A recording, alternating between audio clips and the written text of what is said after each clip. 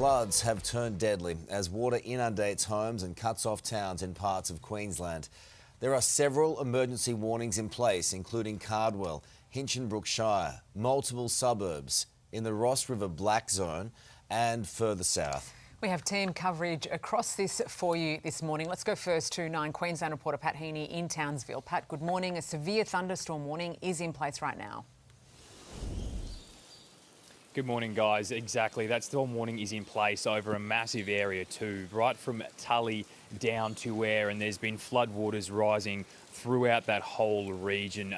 Particularly an anxious wait for night for residents who have evacuated. There's thousands across all of these areas that are under that warning, particularly here in Townsville. Thousands of residents displaced from their homes from what the authorities are calling the Black Zone suburbs that border the Ross River. They're concerned that that Ross River will rise today to life-threatening levels. They were saying just yesterday afternoon that overnight that water would rise to a single story, potentially rise to a single story level. That two-story homes may be affected by that flooding as well. So obviously those residents, many evacuated, some didn't. It would have been an anxious wait for those in evacuation centres and those, particularly those who stayed at home. But it's not just those in Townsville either. People in Ingham as well affected. Of course, yesterday we learned of the unfortunate circumstances surrounding a 63-year-old woman's death when an SES boat overturned, making a rescue in Ingham there. Ingham is facing a difficult situation there. Floodwaters that haven't been seen in decades.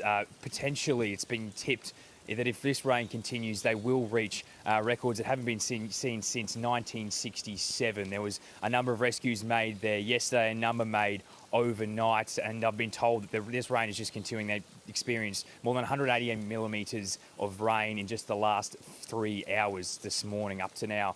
As you can see, the rain, it is not stopping, and it looks like it will continue like this for a number of days. So we'll see what happens in the next few days. Pat, thank you. Let's go now to Queensland weather expert Gary Youngbury at Euramo, which is just near Tully. Plenty of water there too. Gary, good morning to you. Oh, good morning, Carl. Just want to paint the picture for our viewers this morning. The water has started to recede overnight. Now, that doesn't mean it won't come up again. It's been doing for a few days. It was sort of waist deep here out the front of the Euramo Hotel early or late yesterday afternoon. If you can see the amount of water that's just flowing out onto the Bruce Highway at the moment, probably another 100 millimetres plus overnight. But this area itself was, really underwater. Look, it is a dire situation, but here at the Euramo Hotel, they're used to this. 3 times this has occurred in the last 18 months. Where I'm standing at the moment, yesterday afternoon they had about a dozen tinnies parked here, and they have turned this into the Euramo Yacht Club. I've got the publican with me this morning, Ollie, and also manager Tish. Did you get any sleep last night, Ollie? Only a little bit, Gary. The rain was bucketing down quite heavy, and our thoughts are going for the people in Ingham at the moment. They're just devastating. I mean, just over a week ago here, Australia Day, it was a heat wave. 100%. We had water fights. We had a massive water slide going. It was 40-degree temperatures, extreme heat last week. But you can join the Euramo Yacht Club officially. Absolutely. We have got Euramo Yacht Club membership shirts available, so give us a call. And Tish, I understand that you had to be rescued on Saturday. Yep, Saturday afternoon I did, yeah. Yep. The floodwaters were surrounding your property? Not surrounding my property, but bridge was over. I started to panic maybe about 4 o'clock in the afternoon. I realised I didn't have any beer. There you go.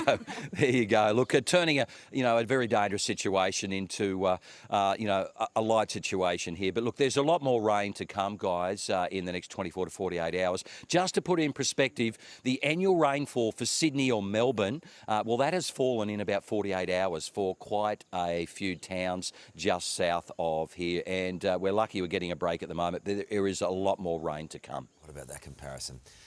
Gary, good on you. Thank you, mate. On that Queensland weather emergency with 1 person dead and thousands evacuated as intense rainfall causes flooding. This is a live shot just south of Tully, and the water is free flowing, and the Bruce Highway is cut off in many parts north and south of Townsville as we go to Ware. We're joined now by Queensland Premier David Crisafulli, who knows that area of the world really well. Premier, thanks for your time this morning. That Euramo is about 90 k's north of Ingham. Ingham's an area where there is a lot of concern, and it's personal for you. How are things there this morning? Yeah, they've copped a real blow, Carl, and more rain overnight, and the modelling shows more rain to come. So It's two fronts. There's the first is the prospect of that flash flooding, and overnight we saw 11 swiftwater rescues. So there was several hundred calls for help that the SES responded to, but there were swiftwater rescue teams out throughout that area, and a big thanks to them. We pre-positioned them ahead of this. Water police, fire and rescue, as well as the SES, and they really did their job. And it's trying times. And in the case of Ingham, Carl, they've lost one of their own. And in disasters, first and foremost, it's about protecting people. And that's really devastating for a really small, tight-knit community, I can tell you. Well, just on that, I mean, this is where you hail from, and I mean, everyone knows everyone in a place like Ingham. Your family is there. How are they holding up? Yeah, they're impacted like everyone, Carl, and impacted badly. And that's what happens in small towns. There is a great community spirit, and look, they're no strangers to floods. They know how to deal with it, but this is a big one. And to put it into perspective, the 1967 flood, which everybody talks about as the one in 100 years, that was a little over 15 metres, about 15.2. Well, it remains close to 15 metres, the river, and has been so for some time. So, look, my message to people is please heed the warnings. So we've been speaking about that area between Cairns and Mackay, but I'm really asking people to heed the warnings. For those in Townsville and people evacuated from what was being defined as the black zone, and we're very grateful for them heeding that advice. Well, this morning's advice is don't go back there, because the modelling shows there is the prospect that can continue to rise. So we're asking people to just stay put. There are people in evacuation centres throughout the north, but mostly people have gone to friends and family, and if you need proof of the North Queensland spirit, there it is on display. For sure. It's been a long time since I saw this level of concern around that Townsville area, and especially Ingham as well. So there's a lot on your plate right now. First of all, we have to get through this flooding part of it. The catchments are full to overflowing. Flash flooding is continuing along those coastal areas. What does the next few days look like for those people? Yeah, good question, Carl. First and foremost, it's about them, and we're asking them to stay in communication and to put themselves first. Now, as devastating as it is, in the end, property runs a distant second to people. So first and foremost, stay safe. My next message, though, is I can assure you we will help them recover personally and more broadly. So we've had advice from the federal government overnight that they've extended the hardship payments. That's really, really welcome, and we'll work with them on that. We've got the local councils that have been triggered, so they can go in and help fund those disasters as well.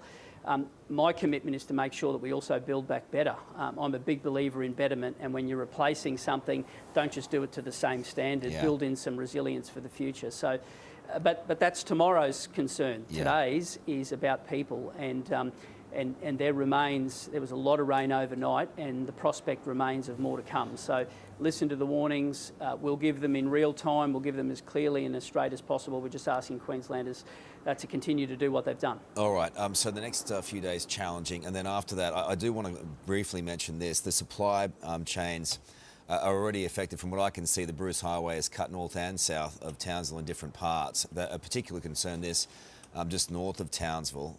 So that's going to affect a bunch of smaller towns heading up to Cairns. How are we going to get that fixed and get supplies through water and food after we've dealt with the floods? Yeah, firstly, we went to the supermarkets ahead of this and asked them to supply their warehouses, which they assure us they have. And now the challenge will be to get it from the warehouses to the individual stores. But I tell you, it's a lot easier than getting it from Brisbane, the way that highway is. And fixing the Bruce Highway, as you know, is a passion of mine and something we have to get to. If you want an example of community spirit, yesterday in Ingham, the Mayor notified us that they needed access to the supermarket but couldn't get it. The Deputy Premier phoned Coles. We got the store manager on a boat, went in there, opened up, and then that food was provided for those in the evacuation centre and the workers. So that's community spirit live and kicking. Look, there'll be challenges. There will be challenges, there's no doubt about it. And there will be supply issues, for sure. There always is. But first and foremost, they've got to get through the disaster event. And in terms of that rebuild, well, there's two phases. Firstly, let's get the connectivity happening and let's fix those immediate issues. But then let's build some resilience into it so that we don't continue to have to go back and pick up the pieces every time there's a big event. All right, I wish you all the very best. We're going to need all the help we can get up there. Thank you so much, Premier, for your time. Appreciate it.